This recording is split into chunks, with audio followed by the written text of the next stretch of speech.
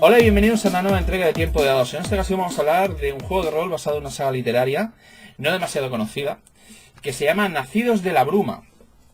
Bueno, para mí es bastante conocida, pero bueno, por si acaso alguien no la conoce. Nacidos de la Bruma, cuyo primera novela es El Imperio Final, y que la verdad es muy recomendable, aunque yo, llevando Sandons normalmente suelo recomendar el Antris primero, pero Nacidos de la Bruma y El Imperio Final en particular es una novela que se deja leer muy bien.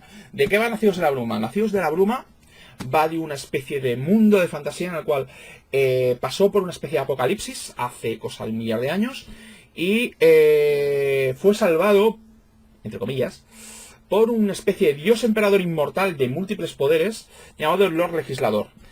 Que el Lord Legislador, después de salvar el mundo, instauró un imperio, el Imperio Final, con bastante injusto. Es un poco un plan rollo imperio de Star Wars. De hecho tiene algunos paralelismos, por lo menos en las novelas.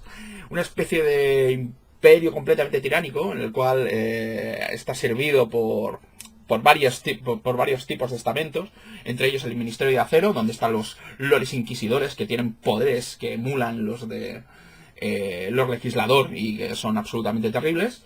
Los nobles, que tienen en menor grado los poderes que tendría el Lord Legislador.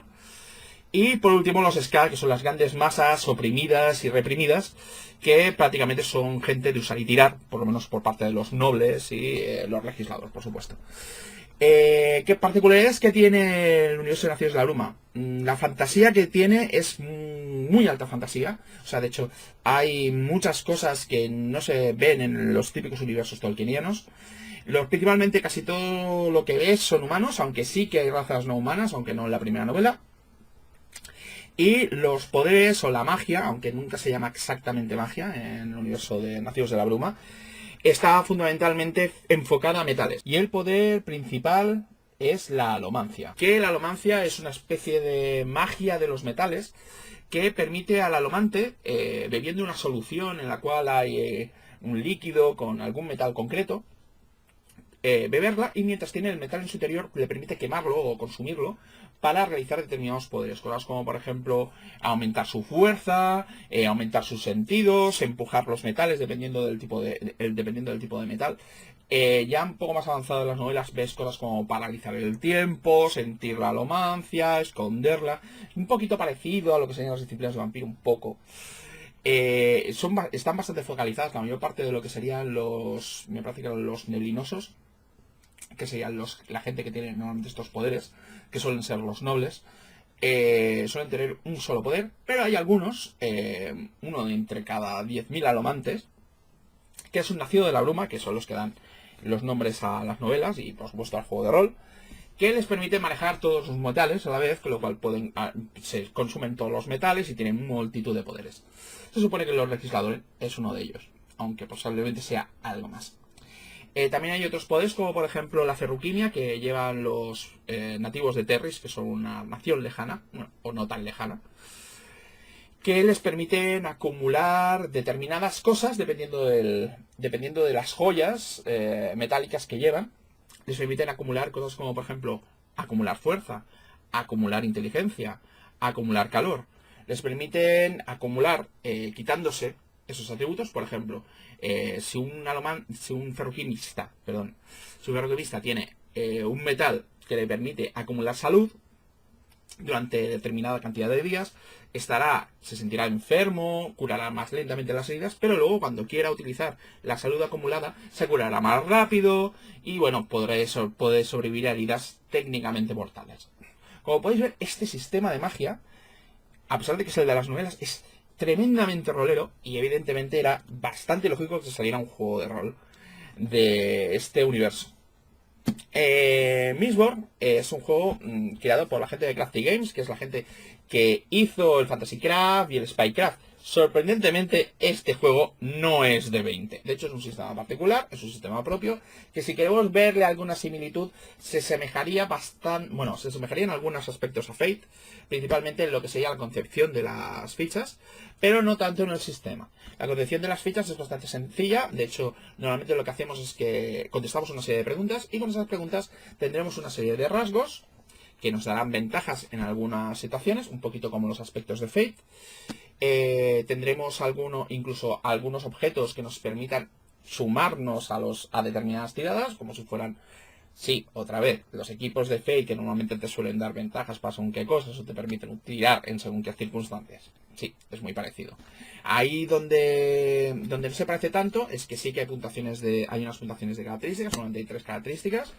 Hay otras 3 características que no son exactamente atributos, que serían lo que serían los recursos, o el standus, o el standing, o el status, que serían, por ejemplo, los recursos, la influencia y el espíritu, que serían cosas a las cuales el personaje puede recurrir, pero que no forman parte intrínseca de su personaje. Cosas como, por ejemplo, el dinero que tiene, o la influencia política. Entonces, dependiendo de cómo va el sistema, dependiendo de lo que queramos hacer, el máster nos determinará una dificultad que normalmente suele ser de 1 a 5, aunque normalmente suele ser 0 o 1. Y dependiendo de la característica que queramos tirar, que va normalmente de 1 a 5, tiraremos tantos dados. Normalmente las reservas de dados normalmente suelen ir entre 2 y 10, no se pueden tirar más de 10 dados.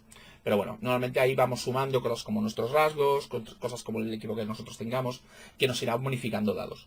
Entonces lo que hacemos es que tiramos tantos dados de 6 como lo que tengamos que tirar.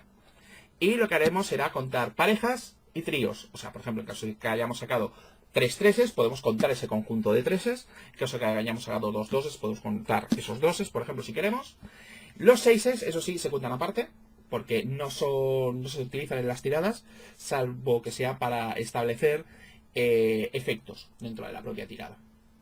Lo comparamos con la dificultad, que dependiendo de si ha sido una tirada opuesta o no, puede resultar que superemos la dificultad en algún sentido. Por ejemplo, si hemos sacado varios treses, podemos utilizar esos treses, compararlo con la dificultad, que podría ser 1, y sacaríamos, por ejemplo, un margen de éxito de 2, que hay una pequeña tabla en la cual podemos ver que a lo mejor es un buen éxito. Los 6 que hayamos conseguido los podemos utilizar para hacer que lo que nos hayamos propuesto lo hayamos hecho más rápido o conseguir determinadas ventajas. Como podéis ver, el sistema, a pesar de que tiene el tema de utilizar tríos, parejas, y es un poquito complicado al principio, es bastante sencillo, principalmente porque utiliza las mismas tiradas para prácticamente todo. En la creación de personaje normalmente también solemos establecer una serie de prioridades en las cuales podemos determinar si nuestro personaje tira más hacia características, hacia recursos o hacia poderes. Y en caso de que sea hacia poderes, ¿qué tipo de poderes tenemos? Hay distintas maneras de hacer el personaje, o sea, dependiendo si establecemos que queremos poderes o no. Y en el caso de que determinemos poderes, podemos llevar algunas de las razas no humanas, podemos llevar un terrisano con poderes ferroquimistas, o podemos llevar un nacido de la bruma. El sistema es bastante sencillo, de hecho hay también un pequeño sistema de stunts, de proezas, como si fueran los de Fate, propiamente dichos. Y la verdad es que es un juego que es bastante rolero, más que nada porque es bastante... Ya el propio universo de Nacidos de la Bruma, por lo menos al principio, es muy Star Wars, con un imperio tiránico, con una rebelión en ciernes, en la cual normalmente solemos participar Nacidos de la Bruma. De hecho, la creación de personaje empieza prácticamente con la creación de lo que sería el grupo de rebeldes, en la cual prácticamente pueden haber prácticamente de todos, incluso estos spoilers, los Kandra, que son una especie de metamorfos que pueden adoptar distintas formas y que tienen ciertos rasgos culturales muy marcados. De hecho, normalmente los humanos no suelen saber de la existencia de los Kandra, excepto que hayan tenido algún trato o algún contrato con ellos. Es una especie de doppelgangers muy particulares. Hay otras razas no humanas, como los colos, que son una especie de enormes gigantes que van creciendo y cuyo aspecto es bastante extraño, porque al principio son pequeños enanos con pliegues de piel que parece suelta, y a medida que van creciendo hasta varios metros de altura y con la piel absolutamente tirante y que casi ya está a punto de desgarrarse. Están los gigantes de la niebla, porque hay nieblas por todas partes de vez en cuando. Y se supone que los alománticos, cuando están en las nieblas, a veces presienten de que el poder anda por ahí. La verdad es que es un juego de rol muy particular. La gente, sobre todo lo que serían fans de la obra de Sanderson, yo les recomendaría que por lo menos intentaran mirarlo, echarle un vistazo. Y no es lo único que hay algunos suplementos, incluso algunos suplementos de las novelas nuevas, como por ejemplo a la acción de ley, que pueden estar bastante bien, porque no voy a hablar de la lección de ley, lo hablaré quizás en un próximo tiempo de dados, porque el ambiente hay que darle un poco de comer aparte. Muchas gracias por seguirme y hasta la próxima.